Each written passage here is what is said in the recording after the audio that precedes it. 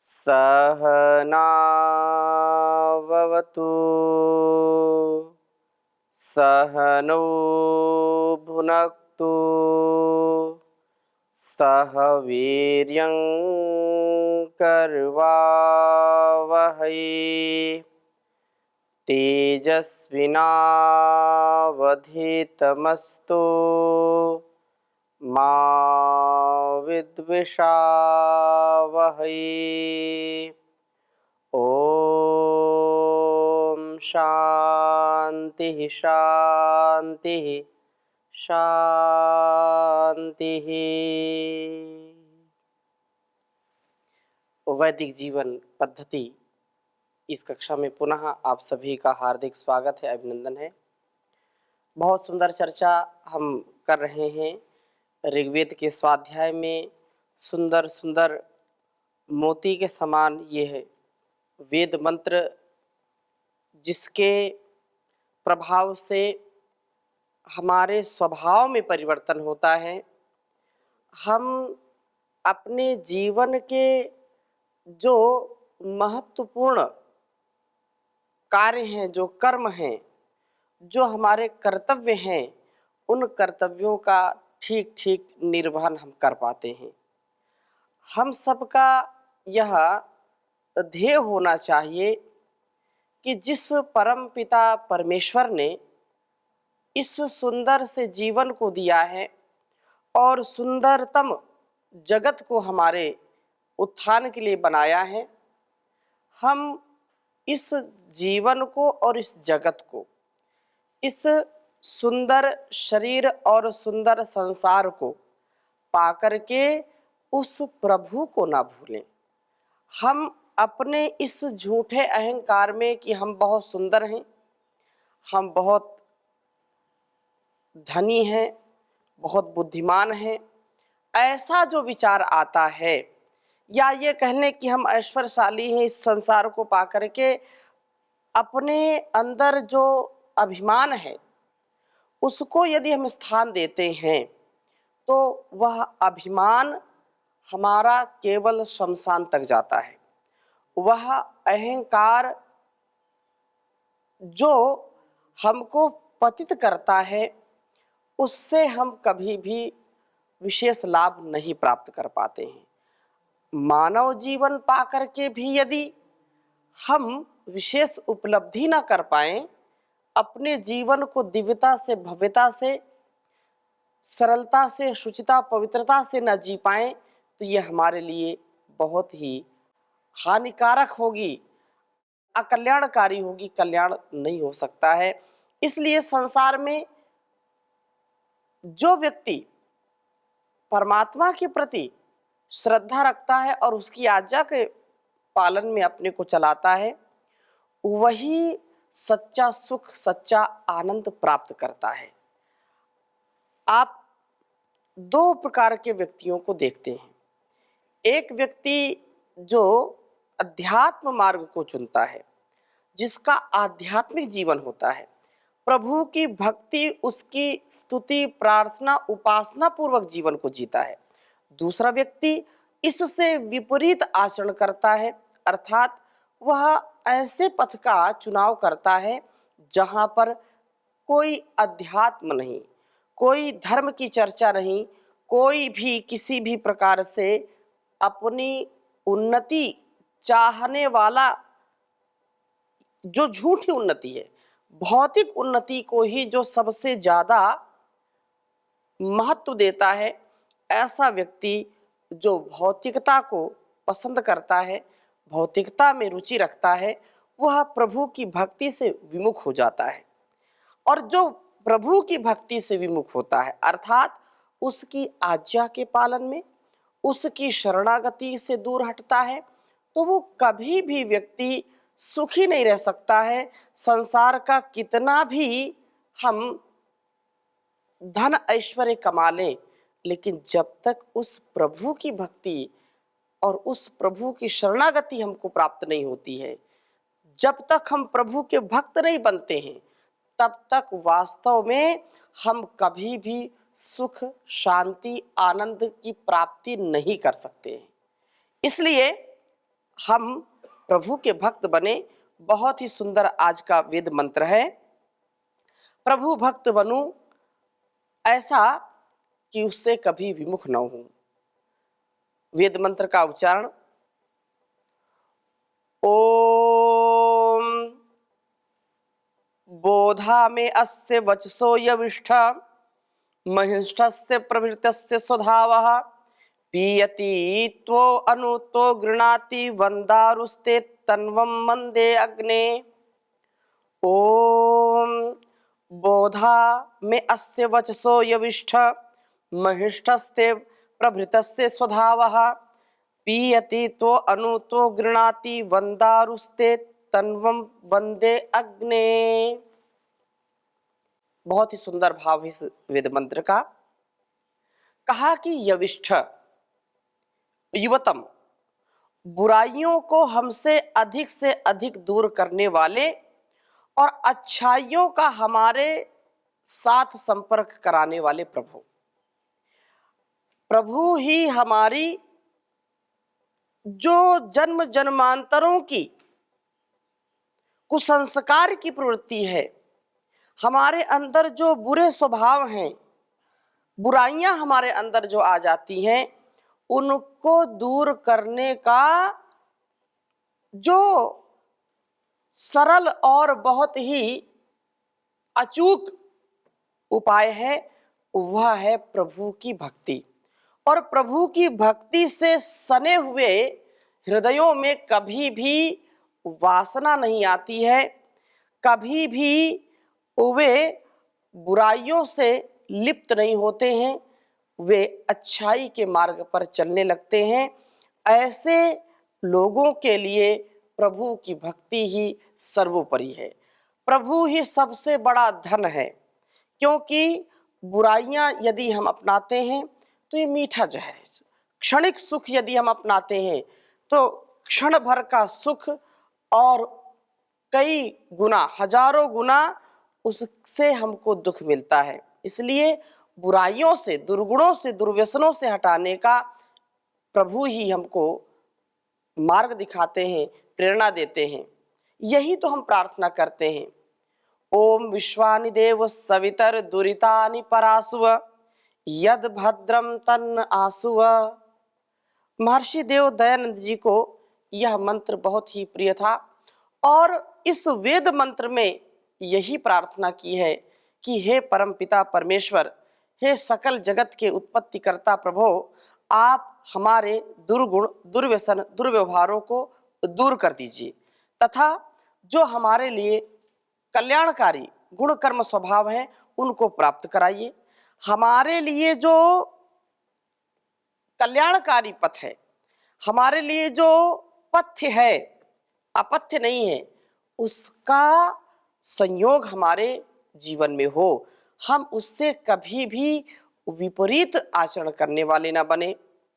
बुराइयों को कभी जीवन में अपनाना नहीं चाहिए, बुराइयों को कभी जीवन में अपनाना नहीं चाहिए। ये मीठा जहर होता है, इसे खाना नहीं चाहिए। ये मीठा जहर होता है, इसे खाना नहीं चाहिए। तो ये मीठा जहर है। भौतिकता बुरी नहीं है, लेकिन भौतिकता में यदि हम अपने आप को बिल्कुल भूल जाते हैं, यदि उस ईश्वर को, उस परमात्मा को, उस परम पिता को बिल्कुल भूल जाते हैं, तो ये जीवन हमारे लिए शूल बन जाता है। ये मिट्टी में मिलने वाला बन जाता है, धूल हो जाता है। इसलिए हम भूले नहीं। ऋषियों का भी यह कथन है, उनका उपदेश है, उनकी उद्घोषणा है, अभ्युदय निश्रेयस। अभ्युदय भी हो और निश्रेयस भी हो।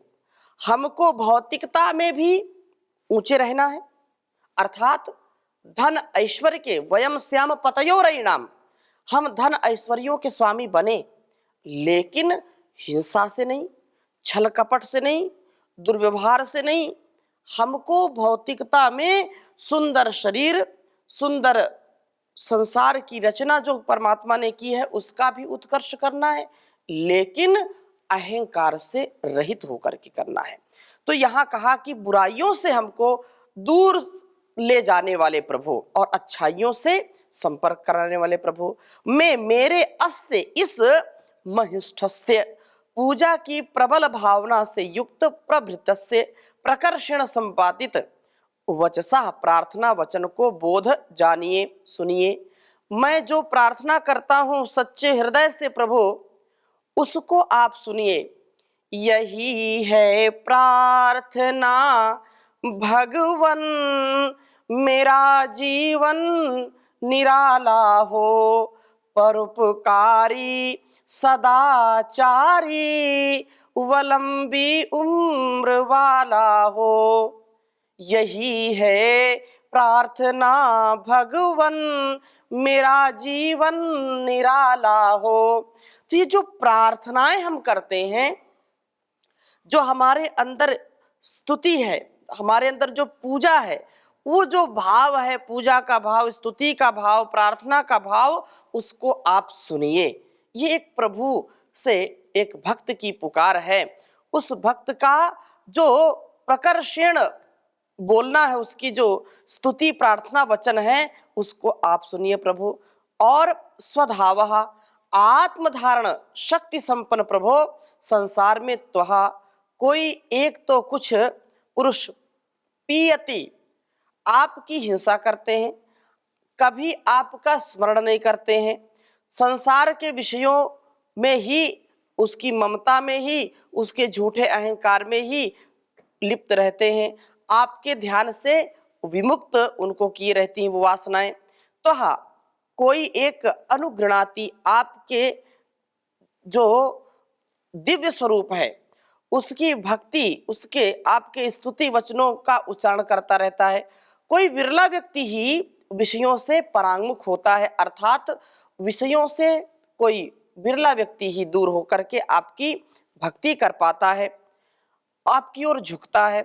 मैं तो हे अग्नि स्वरूप परमात्मन, सबको प्रकाश देने वाले प्रभु, सबको तेजस्विता से युक्त करने वाले प्रभु, सबके अंदर उत्साह का संचार करने वाले प्रभु, वंदारुहु आपकी वंदना करने वाला बन करके, आपके भक्त बन करके तन्वम शक्ति विस्तार के प्रति वंदे नतमस्तक होता हूं। मैं अनकंडीशनल सरेंडर आपके समक्ष कर रहा हूं। मुझे सर्वत्र आपकी ही शक्ति कार्य दृष्टिगोचर होती है।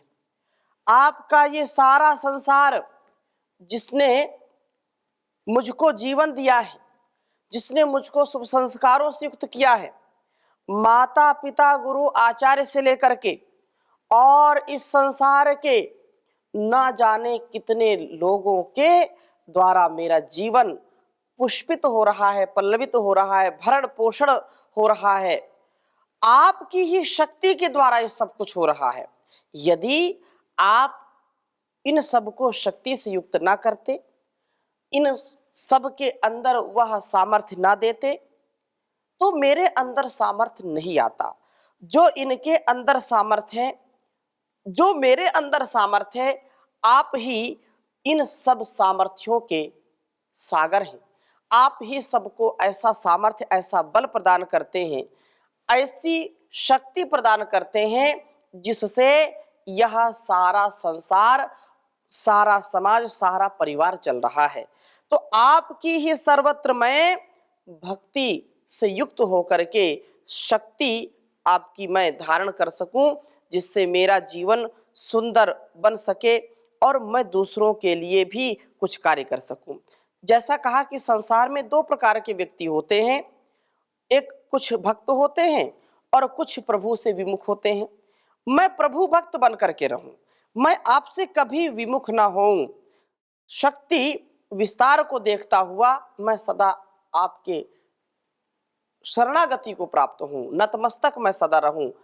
संसार में कितना भी व्यक्ति धनवान हो जाए, कितना रूपवान, कितना बलवान, कितना शक्तिमान, बुद्धिमान हो जाए, कितना ही उसका जो जीवन है वो भौतिकता से परिपूर्ण हो जाए, लेकिन जब तक प्रभु की शरणागति उसको प्राप्त नहीं होती है तब तक वह जीवन उसका निरर्थक है। इसलिए कहा है कि स्वरूपम शरीरम नवीनम कलत्रम धनम मेरुतुल्यम वचश्चारु चित्रम हरे रंग्रे मध्य मनश्चेद लग्नम ततः किम ततः किम ततः किम ततः किम। संसार में आकर के व्यक्ति सुंदर शरीर चाहता है, सुंदर उसका शरीर हो, क्योंकि सुंदर सबसे पहला सुख है निरोगी काया।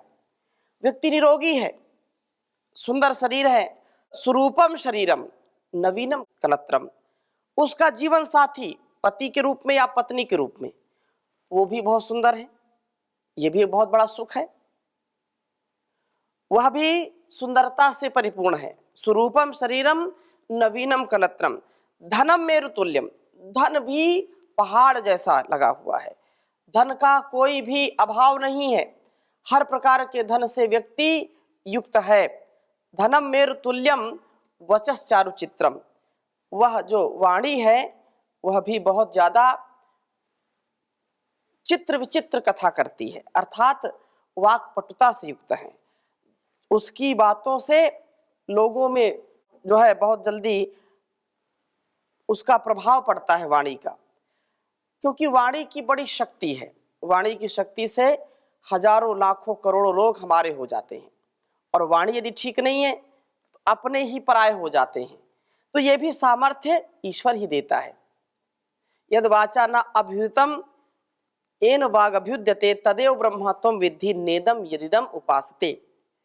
जिसकी शक्ति से यह वाणी बोलती है, बल्कि वो यह वाणी बोलने में समर्थ नहीं है, उसी की शक्ति से ही यह वाणी बोलती है, तो उसी को जो शक्ति है, जो हमको देखने का, सुनने का, बोलने का, कर्म करने का जो सामर्थ्य देती है, ऐसी शक्ति, ऐसा ही जो ब्रह्म है वही वास्तव में वर्णनीय है, वही पूजनीय है। ऐसी धारणा के साथ जो आगे चलते हैं, तो यहाँ कहा कि धनम मेरु तुल्यम वचश्चारु चित्रम, धन भी कोई ठाव नहीं है, इतना धन है, और वाणी भी बहुत अच्छी है। ये चार शक्तियां हैं, चार प्रकार से व्यक्ति विभूषित है, लेकिन हरे रंग मध्य मनश्चेद लग्नम, यदि उस परमात्मा के, उस प्रभु के चरणों में जिसका मन नहीं लगा है, जो उसकी भक्ति नहीं करता है, जो उसकी शरणागति को प्राप्त नहीं करता है, जो सच्चा भक्त नहीं है प्रभु का, तो इस प्रकार से ततः किम ततः किम ततः किम ततः किम, इन चारों जो ऐश्वर्य है इससे कुछ होने वाला नहीं है। इसलिए संसार में हम जो पाते हैं उसको हम लुटाते चलें, क्योंकि प्रभु की भक्ति के ही द्वारा ये सब कुछ मिलता है, और प्रभु की भक्ति से यदि कोई विमुख है तो सब कुछ पाकर के भी सब कुछ वो खो देता है। जो संसार में अपने को प्रभु का भक्त मानता है, सच्चा भक्त, वो कितना भी कंगाल हो जाए, कितना भी बदहाल हो जाए लोगों की दृष्टि में, लेकिन कभी अंदर से वह हताश निराश नहीं होता है। वह जो लोग समझते हैं तो जीवन इसका तो व्यर्थ हो गया, निरर्थक हो गया, इसके पास कुछ भी नहीं है, वह व्यक्ति हारी बाजी को भी जीत जाता है। लेकिन जो लोग समझते हैं कि हम तो सब कुछ इस संसार में हैं, धन ऐश्वर्य है, सब कुछ है, लेकिन वो अंदर ही अंदर दुखी रहते हैं, अंदर ही अंदर वो कुढ़ते रहते हैं, तनाव में, दबाव में, और किसी किसी के प्रभाव में, किसी न किसी अभाव में वो परेशान रहते हैं। जो भक्त होता है वो अपनी मस्ती में जीता है, और जो मस्ती में जीता है, मस्ती में काम करता है, उसकी हस्ती रहती है, और बाकी तो सब जबरदस्ती रहती है। तो जबरदस्ती वाला जीवन भक्त नहीं जीता है, वो मस्ती वाला जीवन जीता है। तो इस प्रकार से यह हम सदा सर्वदा जीवन को उच्चतम और निर्मलतम बनाने का प्रयास करें, यही प्रभु का उपदेश है हमारे लिए। तो यह सुंदर वेद मंत्र से हमको शिक्षा मिलती है कि हम प्रभु भक्त बने, धन भक्त ना बने, अंधे भक्त ना बने। जो श्रेष्ठ भक्त है वो श्रेष्ठता हमारे अंदर आए। इसलिए कहा कर ले भला होगा भला, अंत भला है, बस यही संसार में जीने की कला है, बस यही संसार में जीने की कला है।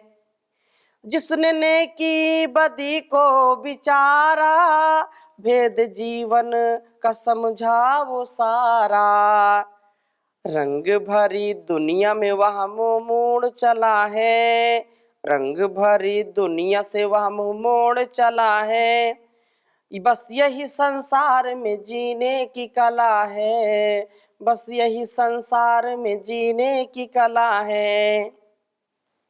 पाप जिसने कभी ना किया है, दीन दुखियों को जीवन दिया है। पाप जिसने कभी ना किया है, दीन दुखियों को जीवन दिया है।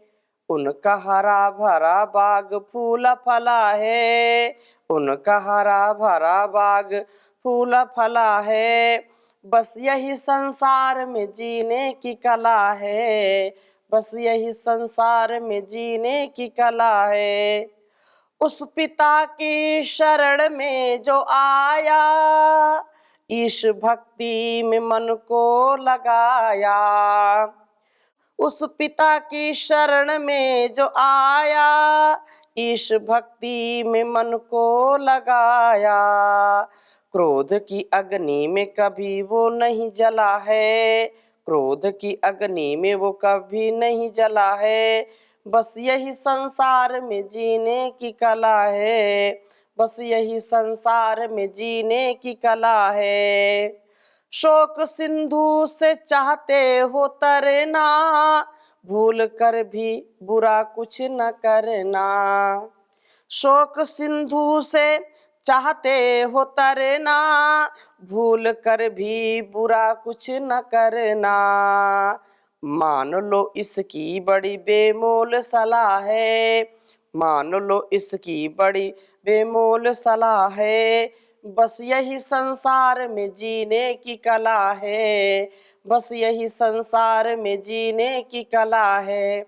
तो हम इस कला को अपनाएं, अर्थात प्रभु की भक्ति ही हमारे लिए सबसे बड़ी शक्ति है, सबसे बड़ा उपाय है जीवन में सुख शांति ऐश्वर्य यश कीर्ति को पाने का, सुख समृद्धि से युक्त होने का।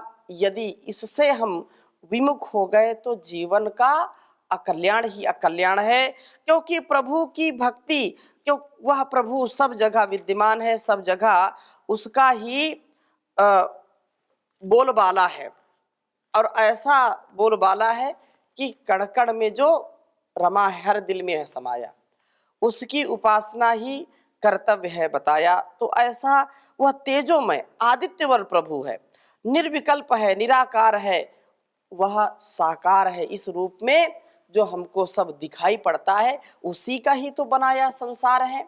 सूर्य चंद्र पृथ्वी आकाश क्या क्या नहीं बनाता वो, और नई नई रचना करता रहता है। तो ऐसे प्रभु का भक्त बन करके कोई कैसे दुखी रहेगा। किसी का यदि मित्र राजा है या प्रधानमंत्री है तो कैसे कौन दुखी रह सकता है, वो तो उसके ही ऊपर निर्भर रहता है। उसको पूरा आत्मविश्वास होता है कि मेरा जो कुछ भी अहित होने वाला होगा, मेरा मित्र, मेरा बंधु, मेरा सखा उसको दूर कर देगा, उसके अंदर इतना सामर्थ्य है। तो हम भी उस जो सनो बंधुर जनिता सविधाता, वह हमारा जो बंधु है, हमारा जो विधाता है, हमारा जो जन्म देने वाला है, जो हमारा पालन पोषण करने वाला है, हमारा जो है जन्मदाता है, इस प्रकार से उसकी भक्ति के साथ हम जीवन को जिएंगे तो दुख नहीं मिलेगा। हम अपने कर्तव्यों का पालन करते चले जाएं, चाहे माता पिता गुरु आचार्य के रूप में, संतानों के रूप में। माता पिता का कर्तव्य है कि संतानों को ऐसी शिक्षा दे, और संतानों का भी ये कर्तव्य है कि माता पिता को भी उतना ही सम्मान दें, और उससे बढ़ कर के जो परम पिता परमेश्वर है उसकी भक्ति में अपने आप को लगाएं और कर्तव्यों से कभी भी पीछे ना हटें। जैसा भी कर्तव्य आए उनको निभाते जाएंगे तो जीवन सुखमय बनेगा। इन्हीं शुभकामनाओं के साथ आज की कक्षा को यहीं पर विराम देते हैं। शेष चर्चा अगले मंत्र के साथ अगली कक्षा में करेंगे। ओम शांति शांति शांति।